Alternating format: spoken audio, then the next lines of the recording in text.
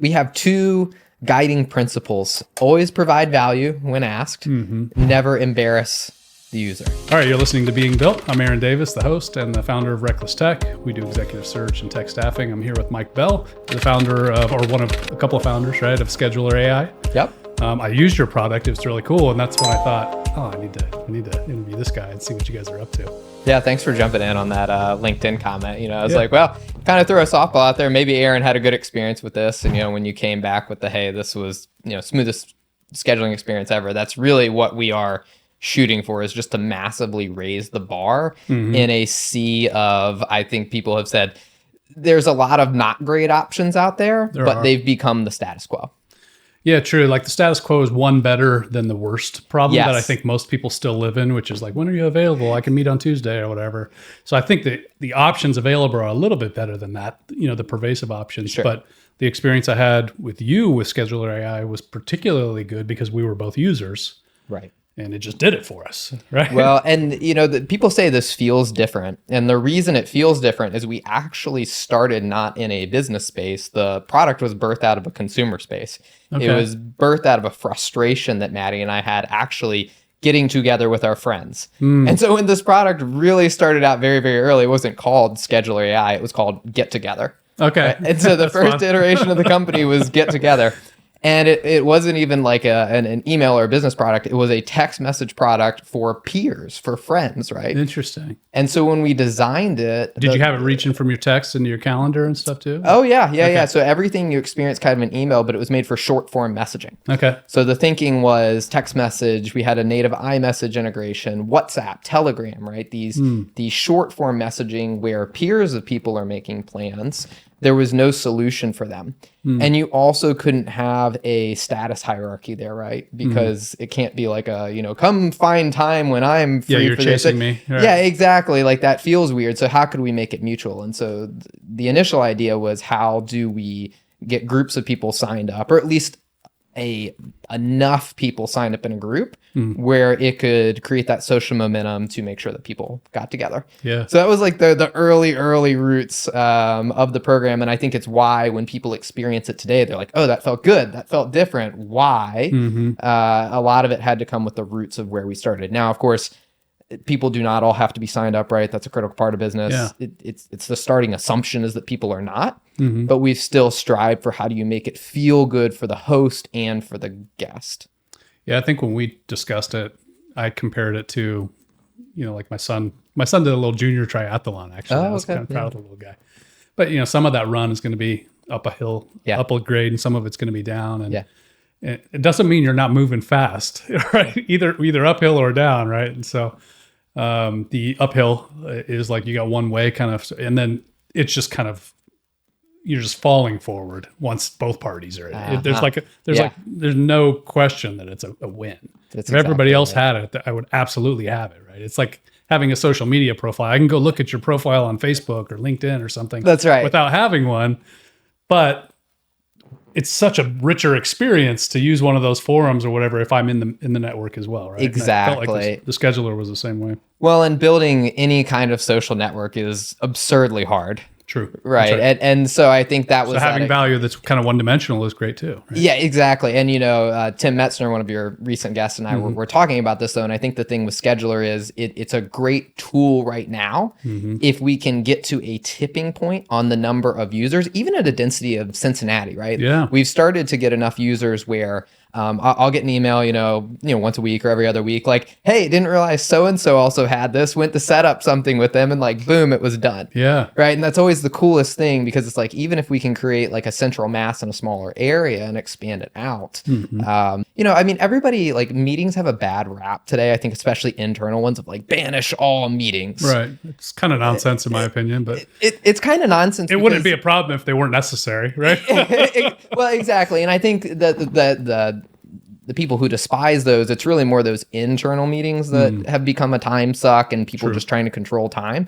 But for people like you and me, and Sam Jacobs, the founder of Pavilion, said it so well. He said, the meeting is the atomic unit of your economic engine, which is kind of like a very highfalutin way to say it. But his whole point was like, as a revenue leader, as a sales leader, better meetings, more high quality meetings on the books are going to be the highest lead indicator of whether or not you're going to hit revenue. True. Yeah, that's right. I mean, I use it as it's an indicator to me. Like it tells me how productive my next month is going to be. Right? 100%. Yeah.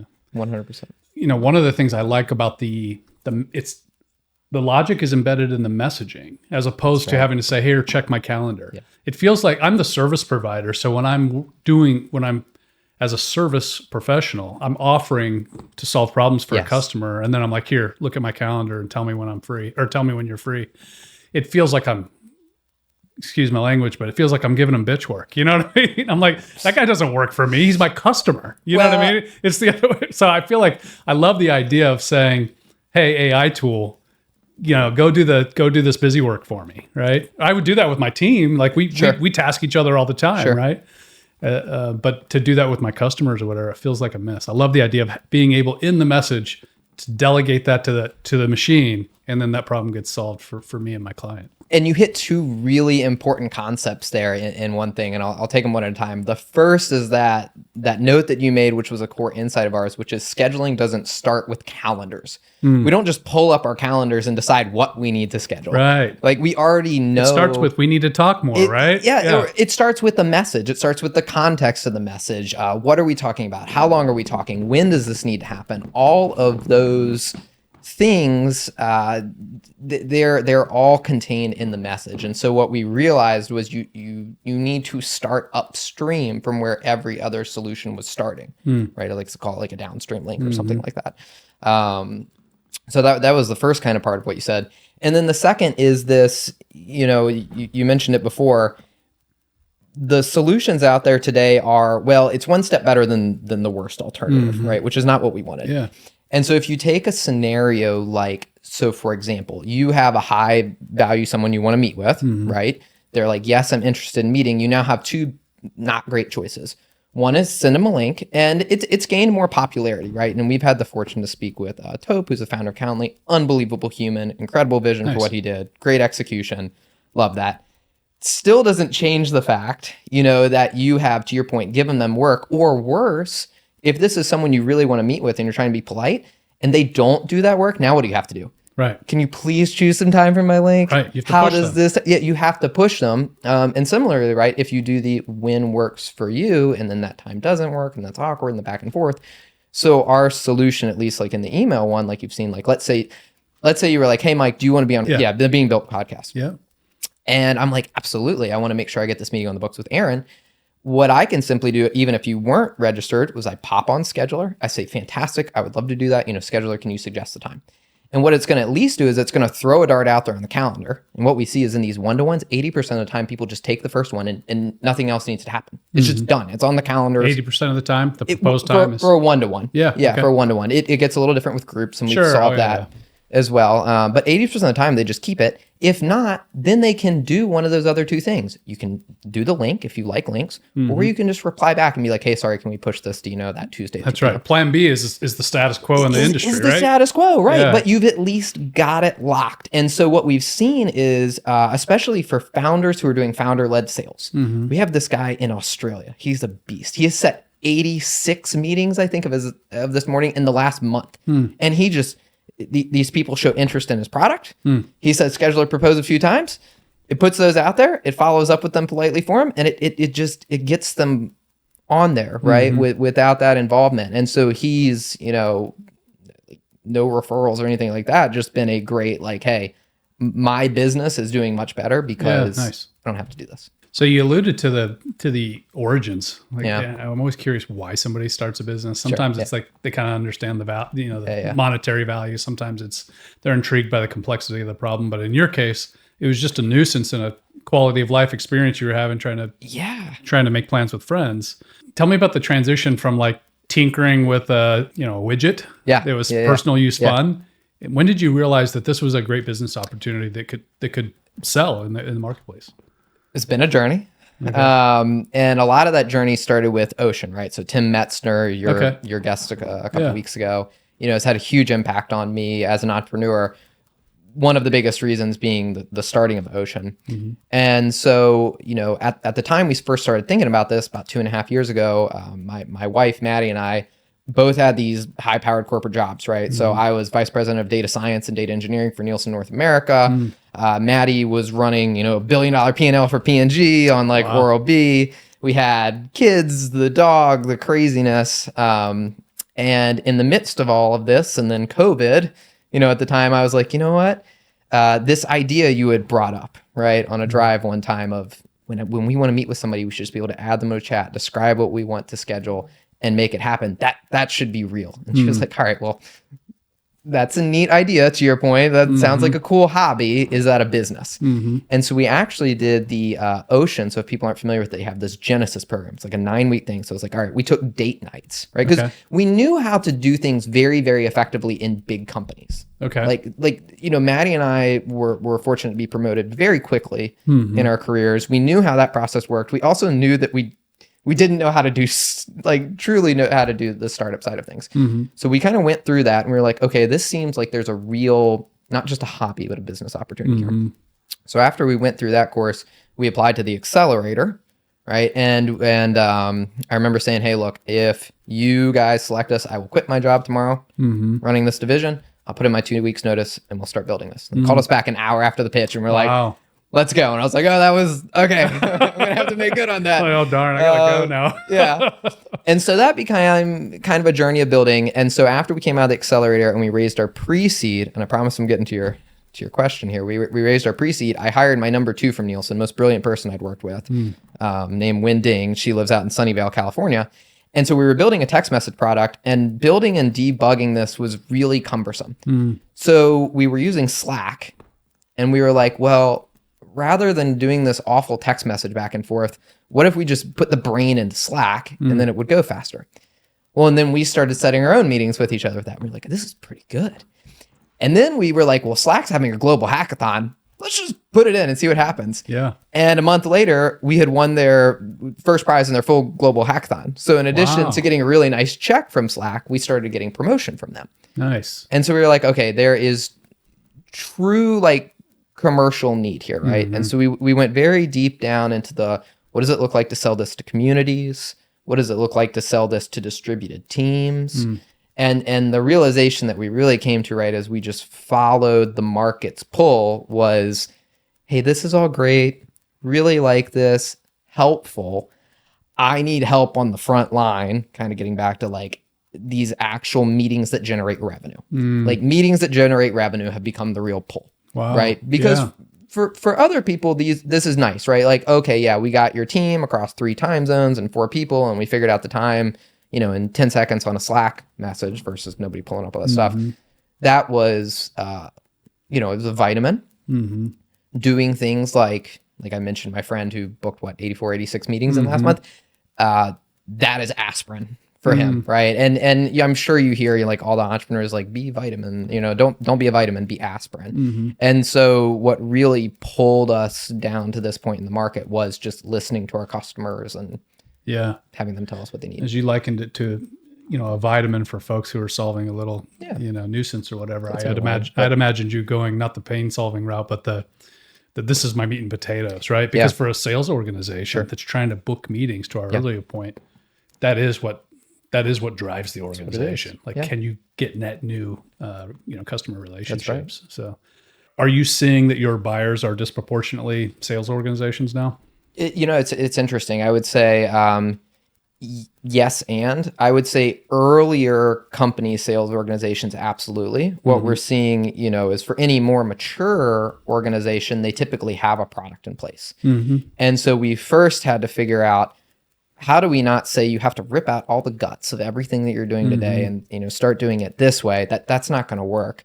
But we've seen places where these solutions today have not solved for very critical things like, how do you make sure that actually somebody shows up to the meeting, right? What do the sequences look like to ensure that they actually, not that you just get the meetings on the books, but you help the meetings stay there.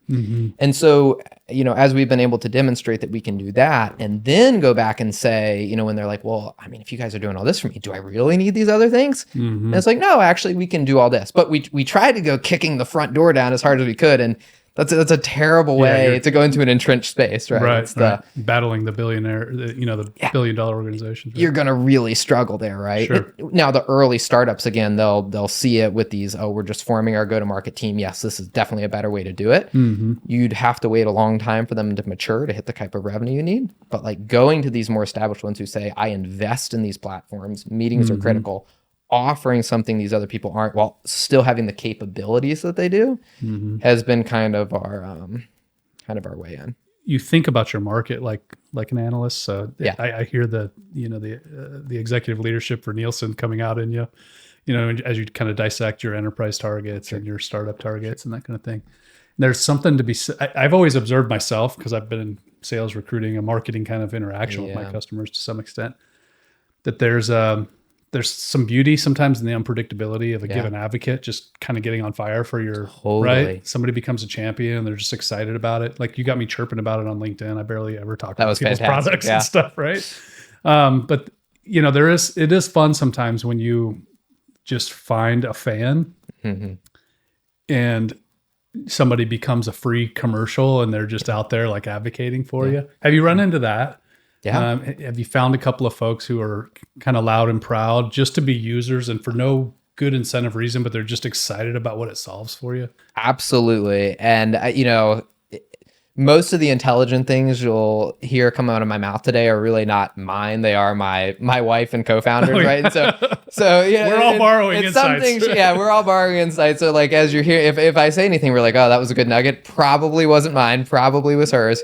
And I'd say she's done a great job of finding and just talking to the people who start to come on fire for it, right? And so we'll wake up and see LinkedIn posts from people where they're like, 13 AI tools changing the industry. There was one from yesterday I'd never met. Yeah. And we were the first one on the list. And it was like, wasn't expecting that today, right? So those sorts of things, when it's not hey, the next time you do one of these posts, can I be featured? You just wake up and you're just on it. You're like, okay, something's happening here. People are realizing that the landscape's changing. And you're seeing someone have like a great experience with your product is like maybe one of the best feelings you can have as a builder. Yeah. Right. Just that true. when they have that magical moment, it's phenomenal. Now on the flip side, right, when they have a moment where the tool doesn't perform right or like lets them down, those are the hardest moments as a builder. They're just like, oh, they just you're like your heart just falls in your stomach. And I think about like, back in May, when we had, so we were fantastic in like text message and Slack, like short form, right? Like short form stuff, we were crushing it in. And we were getting like nice organic LinkedIn posts and stuff from people off of that. When we launched email in May, all of our model training, right, was off this short form. Email is a whole different beast, man. It is a whole different beast. And so our early, what I would call consumer success metrics in May were horrible. Really? And it was just it was like gut wrenching, right, to see that. But because we've had this great base and these people who'd be like, hey, like this was an issue I ran into, and they would tell you where it was falling short, you come back to them quickly with the understand what happened. Here's how we fixed it. When you're ready, try it again. I think about Tim Medvedev for this. Like Tim stuck through us with the May and June when we were like really figuring out some of this stuff. Yeah. And I mean, he was a great one to come back around and just be like, hey, there've been the improvements here, but it can still be better, right? And like when you are building a product this complicated, right? And I say complicated, not necessarily because like all the actual mechanics are complicated, though they are. People are weird, and people will say weird things, and they will do things in order that like your synthetic data will not predict, right? And so having those early believers is the only way you're going to get a product like this off the ground. You need like the Tim Metzner's, like the Matt, the guy from Australia who does this, like the guy who posted the other day, these other partner orgs who see the vision, they're bought in, they know maybe this won't be perfect off the bat, but I know what these guys are building are right. And those are the ones who have helped us get to where we are today, where we have like a product where we're like, go use this, go set meetings, like they get you through those periods. Yeah. So you describe people as weird, and immediately what came to mind is what you mentioned earlier about where this problem starts. And it's not in the calendar. No, it's in the communication, right? That's right. It's in, which is essentially part of the relationship. Absolutely. And for some sales professionals, it might be the biggest part of the relationship so far, right? And so, read between the lines and understand who's this personality. You're trying to form with very little content a relationship. And so I know this as a former salesperson, right? Like you're very sensitive to every little thing because that's all you have. Sure. And so whatever tool, interface, word you use, you're very attuned to. Absolutely. And so sometimes that weirdness may be the depth or nuance or the significance of how that next interaction with that stakeholder has to happen, right? Yeah, that's right. I can empathize highly with the fear of something being messed up. Yeah. Dropping a plug-in in or dropping a link to this or that and something being messed up in a sensitive relationship with a lead you've been chasing and is finally responding to you. Absolutely. Like, oh, we're going to meet. And then something breaks. You're like, that's, that is now 10% or 30% of my relationship with that person is a failed link or a failed scheduling attempt. Right? Yeah. So that weirdness makes a lot of sense to me. Well, and we take it super, super seriously, right? I mean, because, and we're big believers in, there's this concept of dog fooding, right? In a startup of you should only be eating what you cook. Okay. Right. And so we will only use our product, right, to do these things because any sensation that our users are going to feel, any apprehension, we need to lean into that. Right. True. And I mean, it's critical. And we take those relationships so seriously. There's actually a company that's using us now to set appointments for people who are interested in installing solar panels in their houses. Okay. Right. And so I joined their team this morning as their leader was like, we were doing their onboarding, right? Here's going to use scheduler to make sure that happened.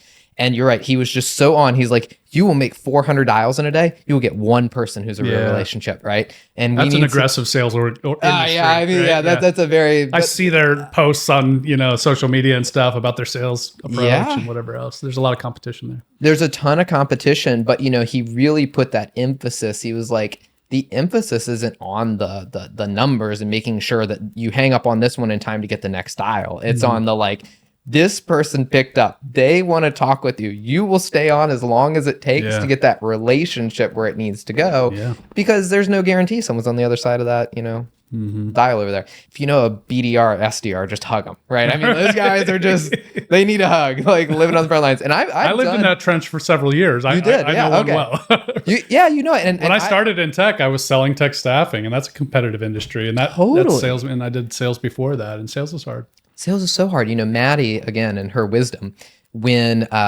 Drive Capital made their investment, and we both became all in on it, right? It wasn't, Maddie's still at P&G, and me working for peanuts, right? To try and bring this thing up. When we had the ability to say our family can go all in on it, one of the first things she said was like, we know how to deliver once a sale has been made. How do we actually learn how to make sales ourselves? And so we went and hired a sales coach and still attend we go through the content that they give us, right? And try to constantly be learning because we didn't grow up in the trenches there. And so we've had to learn that, oh, you mean you can't just build a great product and everybody's going to come love it and tell other friends and it'll go viral and you'll be right. All the things that's unfortunate, isn't it? Isn't it? It's really sad. That was one of those great myths that, you come into this with because you see Shark Tank and you see, the Silicon Valley, up into the right hockey stick curves. And you don't realize that, that's not 99.999% of startups, right? They look like this. It's, you have to take these repeatable actions. You have to be committed to them. You have to do things according to a process consistently on the days you don't feel like doing them, right? It's all the unsexy stuff. Yeah, true. That makes it what it is. It's just like a fitness plan or something, right? Yes, you're not going to get competitive level fit if you only work out on days when you feel good. Right? 100%. So it's the same way with building your business. If you just whenever I feel like it or whatever, and you give yourself kind of a lazy schedule or the lifestyle schedule or whatever, you're going to have to grind through some difficulties. Absolutely. Although I do think we tend to inflate and hype a little bit of the grit and grind, working 24/7 thing a little bit more than reality calls for. Again, I think about like Tim and Ryan, some of the people sat in this seat recently, and, where we want to be and where they truly are.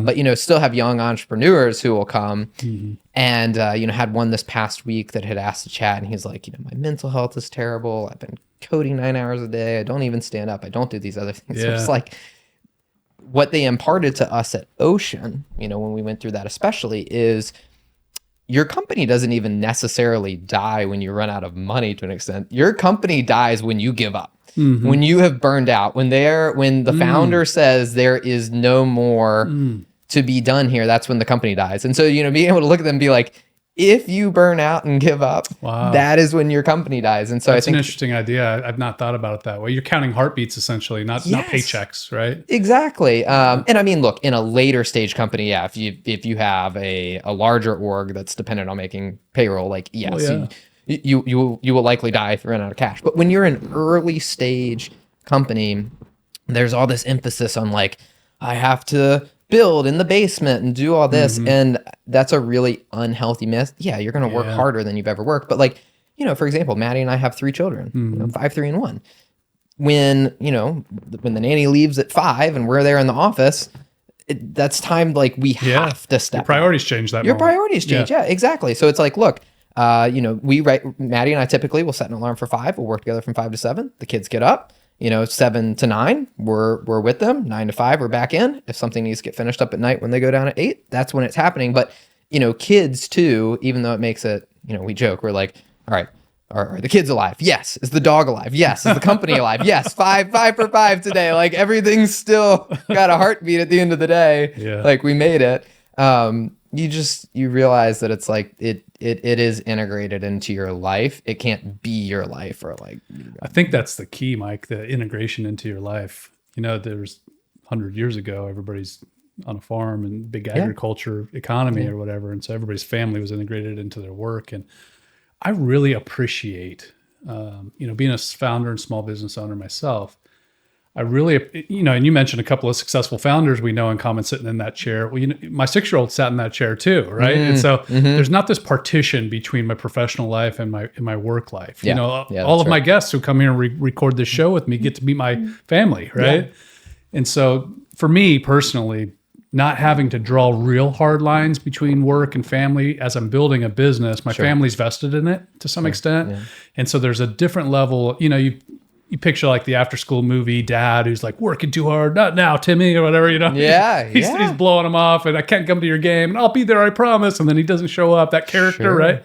That character can die now, because you can still take the call and your kid's like, oh, did you get a new customer? Right. So my 6-year-old is interested in my business. Yeah, that's really interesting. And you mentioned the kind of growing up with successful founders around you.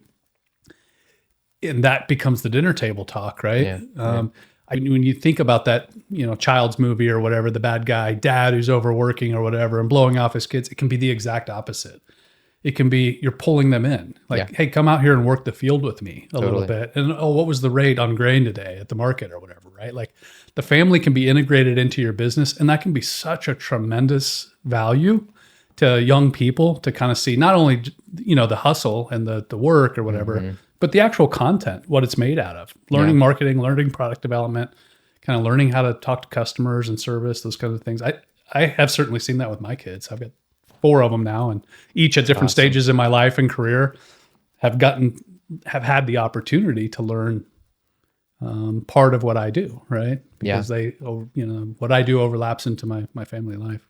Maddie and I were actually very anti building our own business early on, right? Because we had actually seen people be very successful who totally tanked their family life. Yeah. And I think we blamed a lot of it like on those businesses, right? And so for us, it was going to be that very corporate, you have work here and life here and draw hard lines and draw hard lines. You can protect your attention for your family and your kids, right? Exactly. But then you actually learn as you walk it a bit, you're like, but wait a second.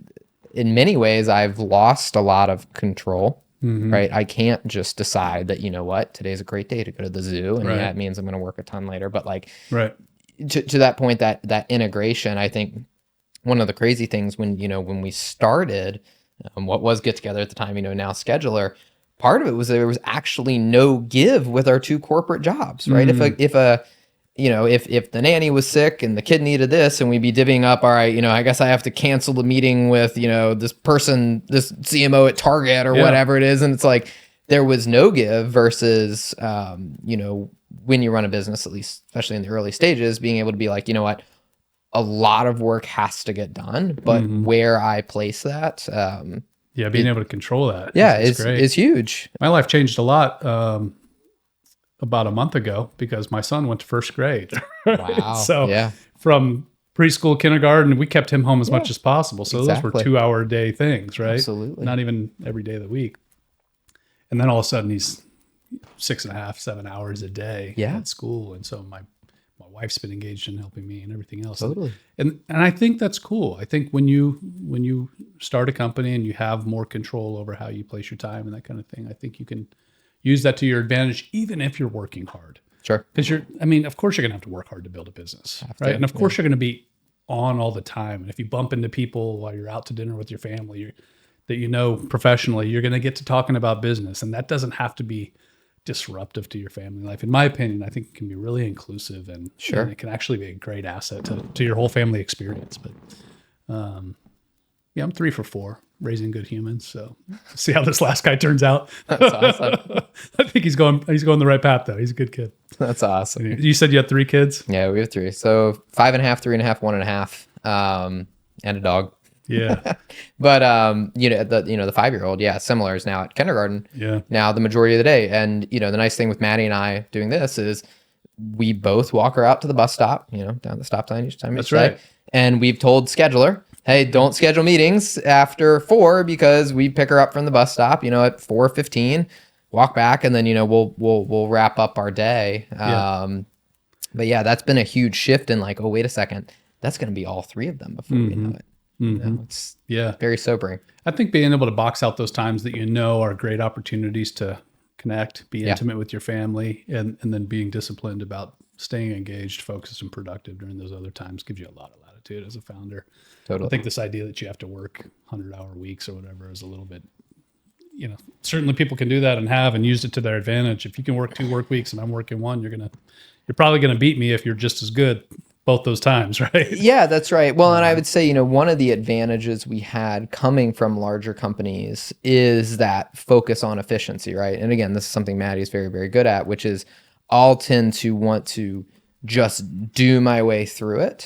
But a lot of times, right, if you do take back a more strategic approach, because Maddie was a brand director, senior brand director when she left P&G, right? And they produce more CEOs than anybody, right? They have that kind of thinking, and that was like, what is the key blocker to our next step of success, right? And so like, if we can just go tackle that one thing with full focus, then we don't have to, you're always spinning 100 plates. I think the hard thing is actually being able to say, you know what, if those 2 fall, it's not the end of the world. Yeah. And that's like a really hard thing to do, right? But if one of those plates, for instance, is going to be your family, is going to be your relationship with your kids, and you're like, well, that one can't fall. Right. And, same with like Maddie and I, it's like, well, our relationship can't fall. Our relationship with our kids can't fall. And these 1 or 2 things with the business, like to really keep it going in the right, can't fall.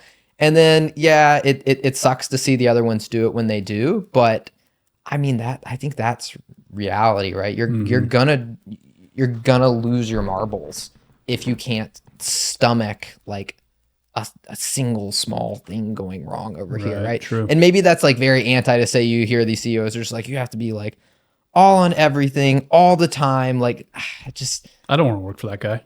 No.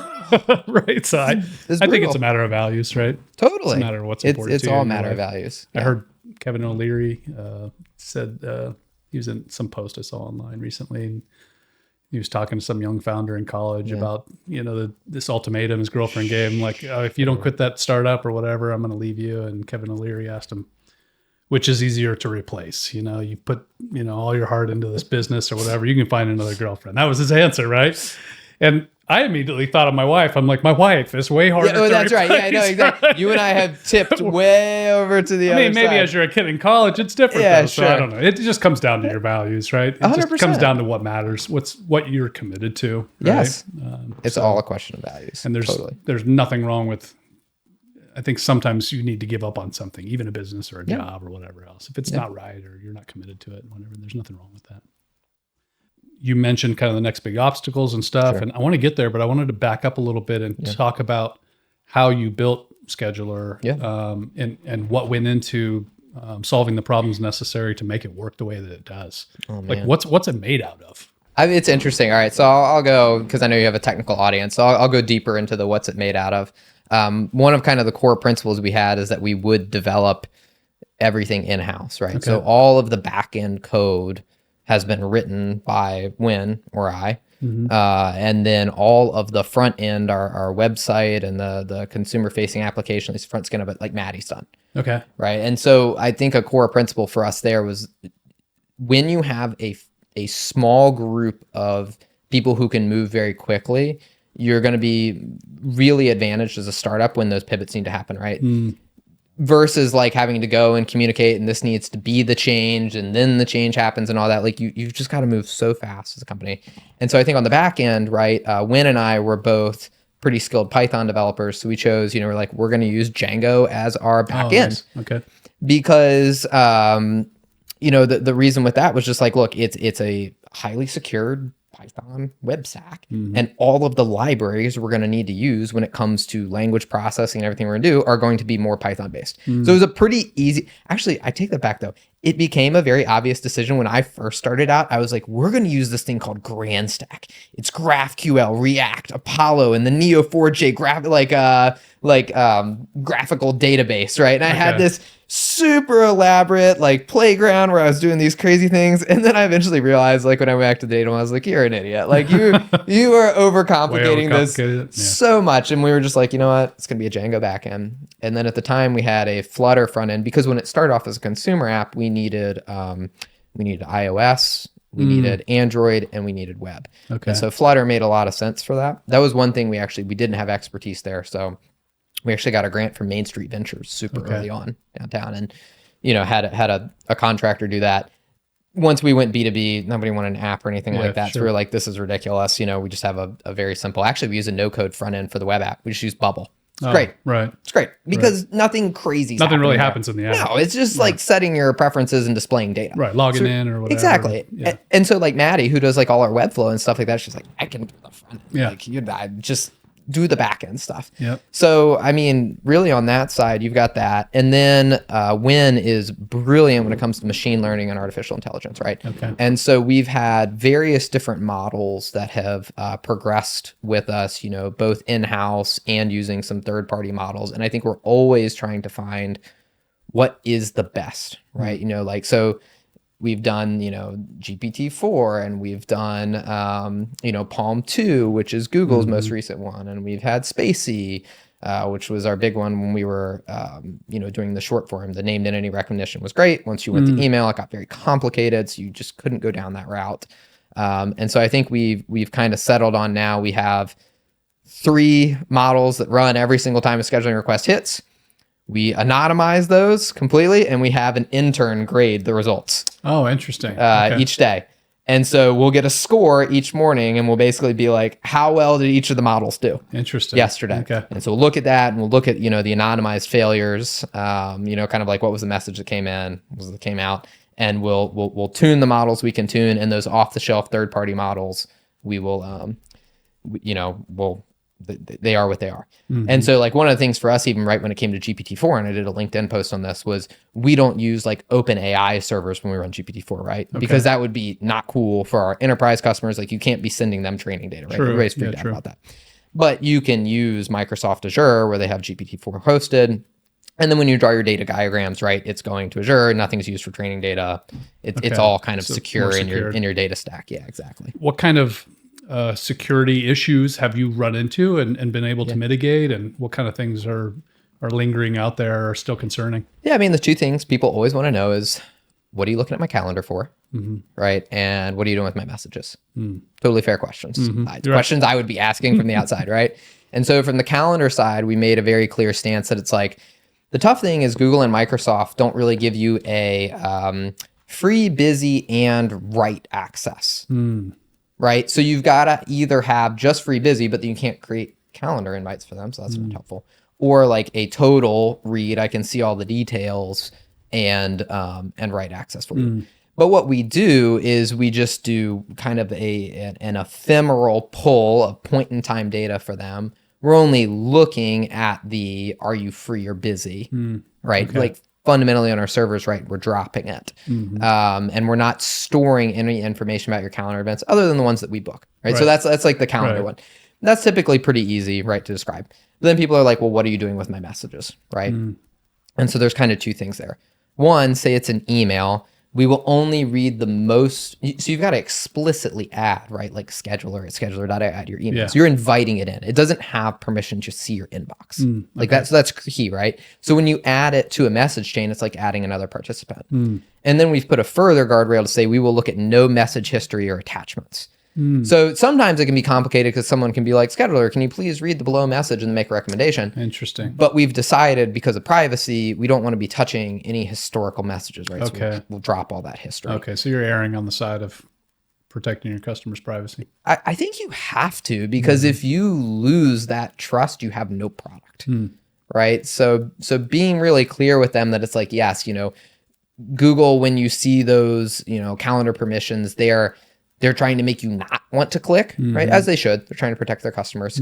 And of course, the IT people being like, well, what is this thing seeing? It's like, well, again, if you CC John from this other company, it actually sees less than John. Yeah. Because it's not even like reading the full message. Essentially trained it context. to only look at the pertinent message. Exactly. So that's how we protect. And then, we're in the middle of doing our SOC 2, doing our ISO. We had successful third-party penetration testing. So, we always give those results to people.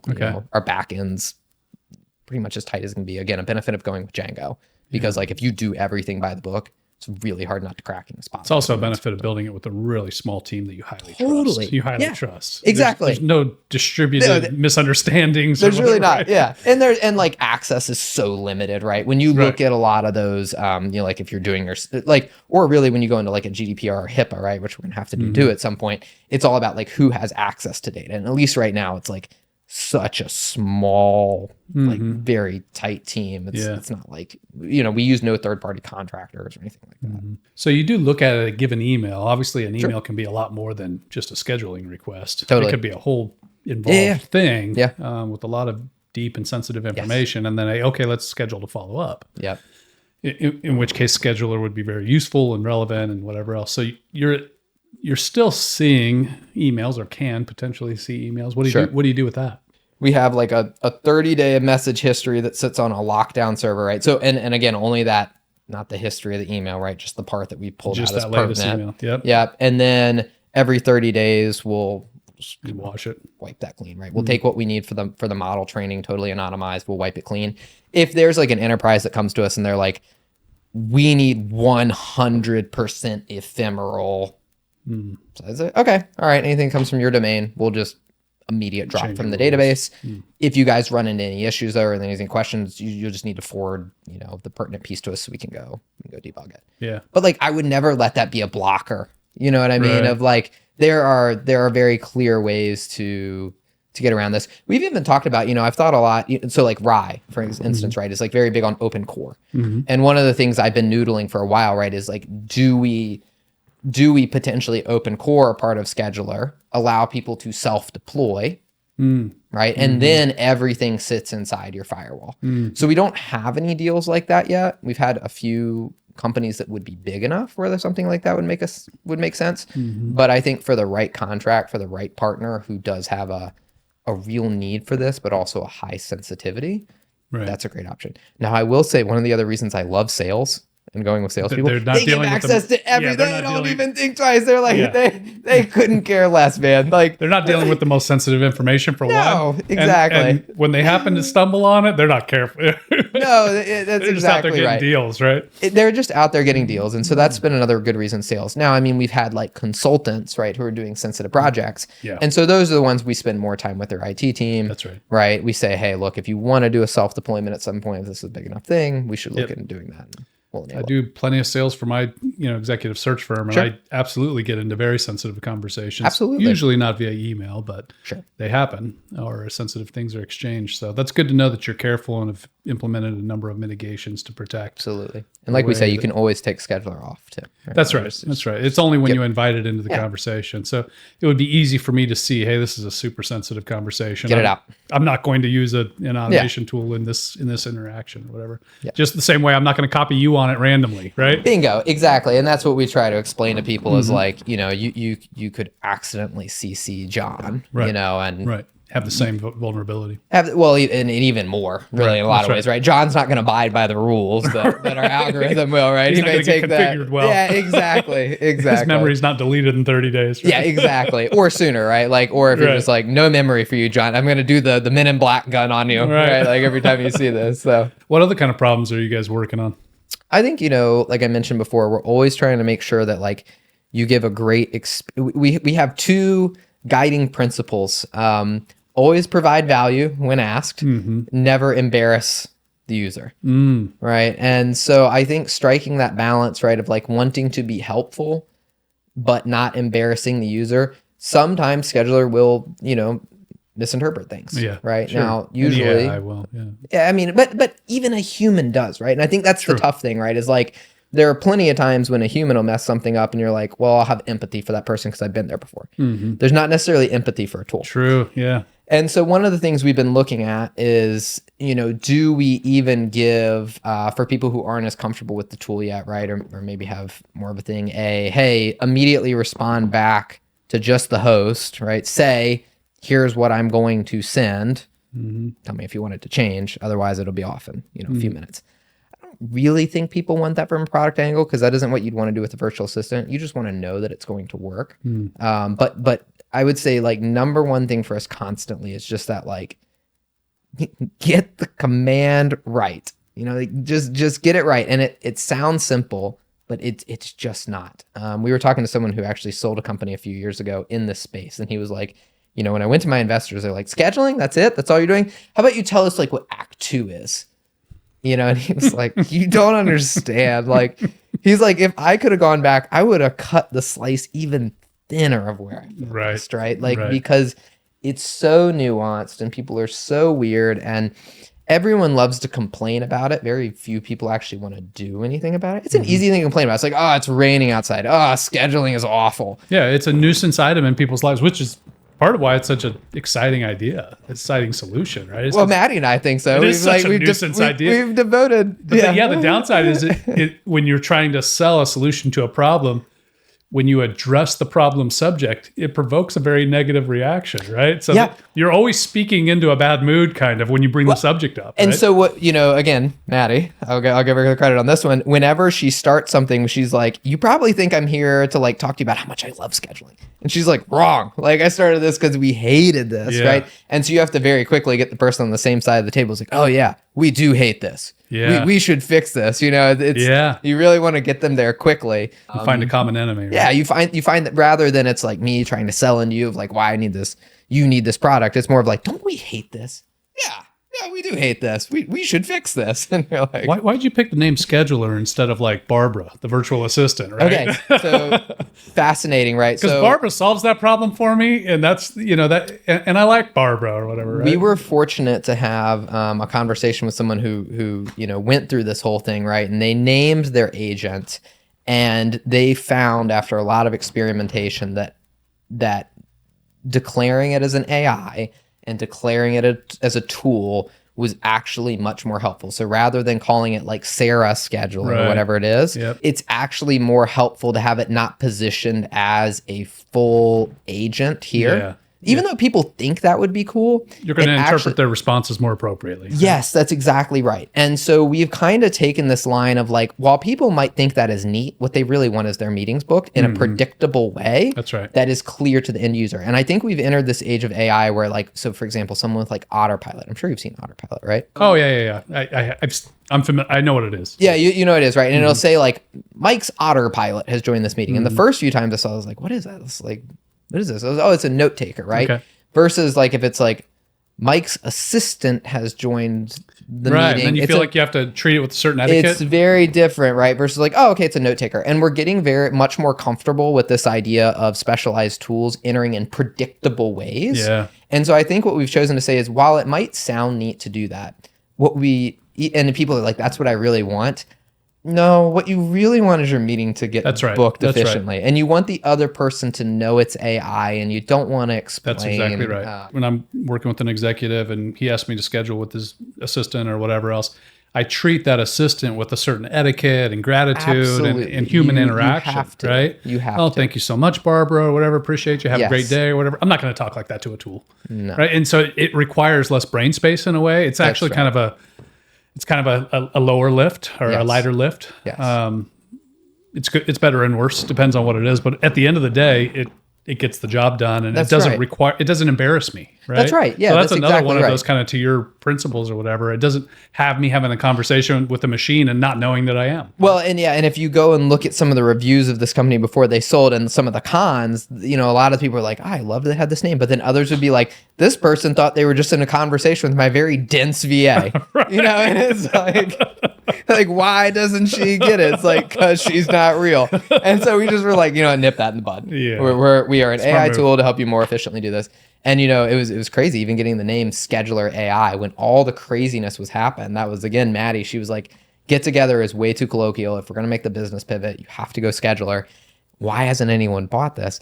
And it was actually this like really weird persistence of the guy who owned the domain wanted to sell it, but he had set up his MX records wrong. And so he wasn't getting any emails. So the only way to communicate with him was through the contact form of the DNS provider. And so we would like every iteration with this person who, interesting. And so it just persisted. And I think we got it for like $2,000. Congrats on that win. That's cool. Oh, that was huge. And now he finally got paid for it, right? He got paid because he was probably like, why isn't nobody paying for this domain? No one can find you. I had to go deep into the Whois database, find the contact form, contact him every time that way. But now we're like if you Google like AI scheduling assistant, we're going to be the one or two organic search that you get. Good. And so we've started getting more and more meetings booked off of just people looking for it. Yeah, it's like the first thing we always ask, how'd you find us? And they're like, well, actually, I just Googled AI scheduling assistant, and you were right there. This guy Aaron does a podcast. He's talking about you all the time. That's right. Yeah, exactly. Well, I mean, so we'll get some through LinkedIn, right? To be able to watch what you're doing. Yeah.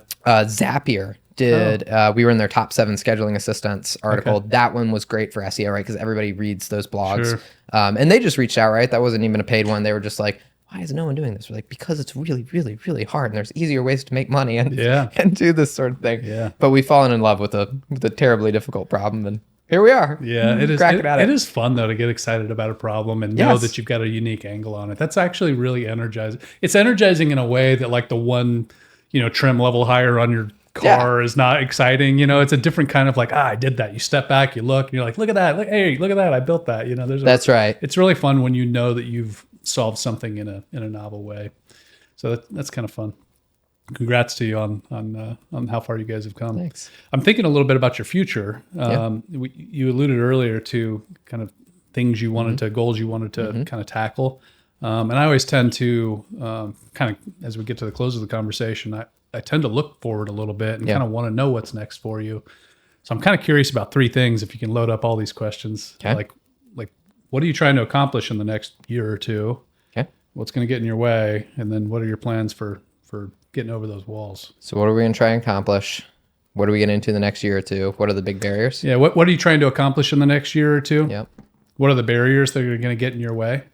And how are you going to mitigate those things? Probably the most difficult thing that we really have to tackle right now is our key market wedge, right? Like really looking for product market fit.